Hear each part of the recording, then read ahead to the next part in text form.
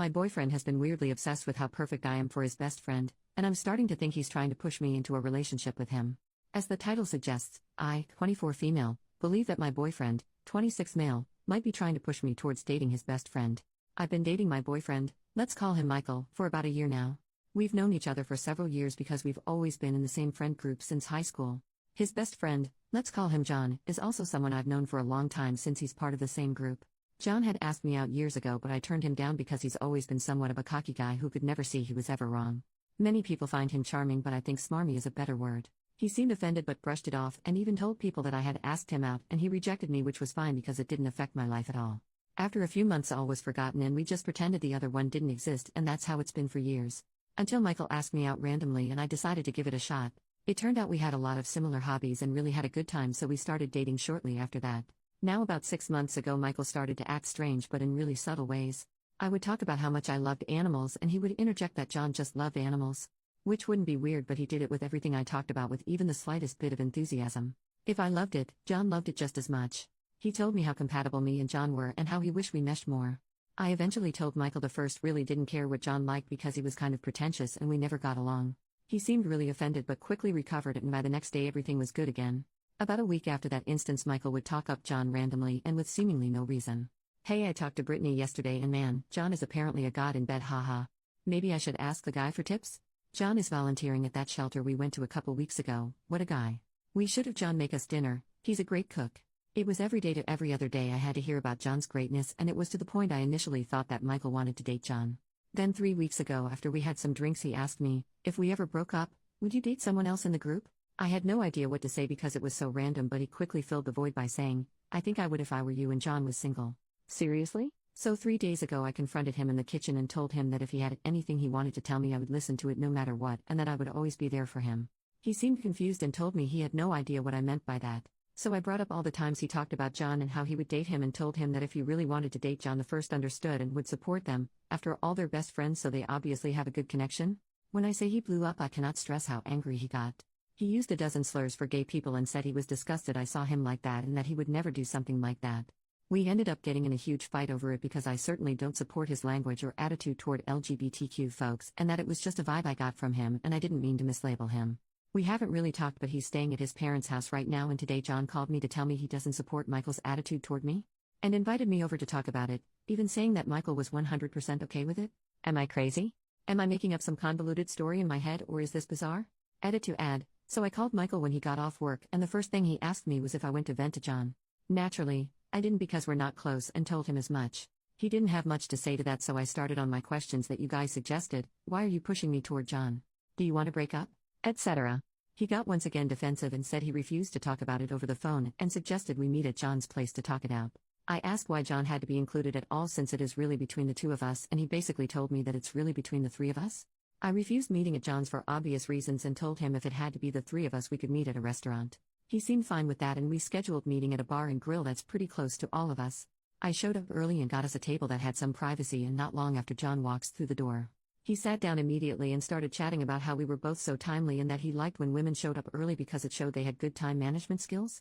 25 minutes after Michael was supposed to show up, he texts me and says he had car problems and couldn't make it, but to get to know John since I was already there. I'm just beyond livid at this point. John keeps trying to buy me drinks and even tries to schedule another time to hang out. I confronted him about Michael pushing me toward him and he acted like he didn't know what I was talking about. I kept mentioning how Michael was talking about him to me and John just said that it made sense because bros have bros backs. I told him the brothers can have each other and left fuming. Michael's tried calling me 3 times, and John's tried 7. I want to cut them both off and say good riddance, but to do that would be leaving the friend group as well, and I don't really have that many friends to begin with, and it makes me so mad that I even have to make this decision. Anyway, that's the update. Sorry if it doesn't resolve anything, it makes me angry too. Update: I went to Michael's house pretty early this morning since I have work today and really needed this resolved. I had been up all night going back through the comments and trying to piece everything together, and honestly it was driving me crazy. Michael was alone when I got there, which was a relief because I pictured John showing up like a movie villain. He initially didn't want to let me in, which was really weird, but I told him I wasn't going to leave without talking to him about this.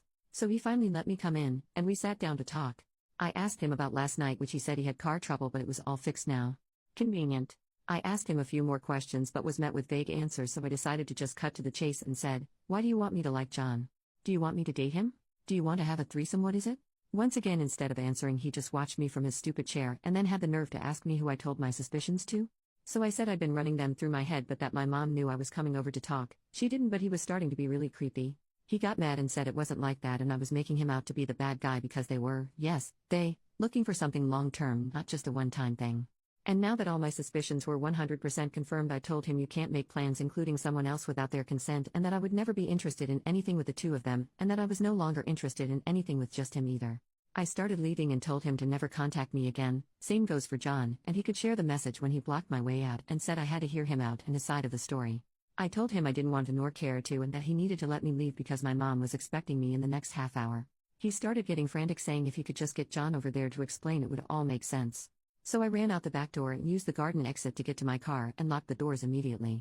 He came outside and started pounding on my window saying I was making a huge mistake and that I'd regret this. I was bawling in my car when I backed it up to drive away. I'm pretty sure I drove over their mailbox by accident because the back of my car has a huge dent. My car was basically out of gas, so I had to stop even though all I wanted to do was put as much space between us as possible.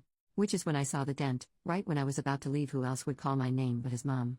She was on her way home from the grocery store and was worried because I looked like hell warmed over. I told her about everything that just happened and got more than a few stares from other people, but screw it, I guess I'm just the crazy lady at Maverick. His mom looked horrified for me and told me to stay as far away from him as possible. She told me to come sit with her in her car, where she proceeded to ask me when I met Michael, which was high school. She figured as much and said that in middle school, him and John S.'d a girl together and have a sealed record because they were minors and didn't mean to do it. She told me how sorry she was because she said it happened so long ago she thought he changed. She put him in therapy and thought he was better. She said if she had any idea there might have been a chance of this happening, she would have told me immediately. I just gave her a quick bye. I'm so freaking scared of everything right now. I'm going to my mom since they both know where I live.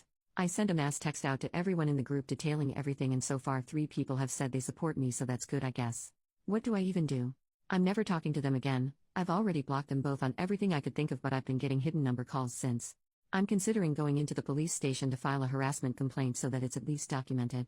My mom said she's going to call my uncle who works at the court and see what the next best step is. Thank you guys so much. I don't know if I would have confronted Michael without you guys confirming how weird this was. I'm terrified but glad that I at least know what's going on now. My mom's here as my support right now, and some of the girls are coming over later tonight just to make sure I'm okay. I'm sorry if this only makes some sense. The adrenaline still hasn't left me and my hands are unsteady. I appreciate every single one of you who took time to help me out because I think I got out just in time, honestly. Thank you guys. Last update. I'm so sorry it took me so long to update. Life has been crazy in between everything and the state shutting down again. I've been a mess. I went and talked to the police about getting a restraining order, but the officer I talked to said it fell into domestic violence and had me file a DVOP, domestic violence orders of protection, and we have an unset court date to take it before a judge. I'm nervous as heck about it, but at least something is going to happen. With Michael anyway, because I didn't have a relationship with John and he never technically harassed me, so there's not much I could do with him. I'm still getting a ton of blocked calls, but I'm in the process of changing my number, so that should resolve itself soon enough. I'm back in my apartment, though we've added some new safety features, cameras and new locks, and currently it's a waiting game. I have to see Michael in court at some point to tell my story, and John's gone missing in action. When the police went to talk to him, he wasn't home and hasn't been as far as anyone I talked to knows. I get weird letters left at my door, but they've all been delivered by the post office, so not much I can do about that. It's mostly rambling about love, which gives me the creeps. I've stopped opening them at this point and keep them in the drawer for when I go to court. I have an interview for a new job, so wish me luck. My boss has let Michael in twice since I've been back and I don't feel safe there anymore.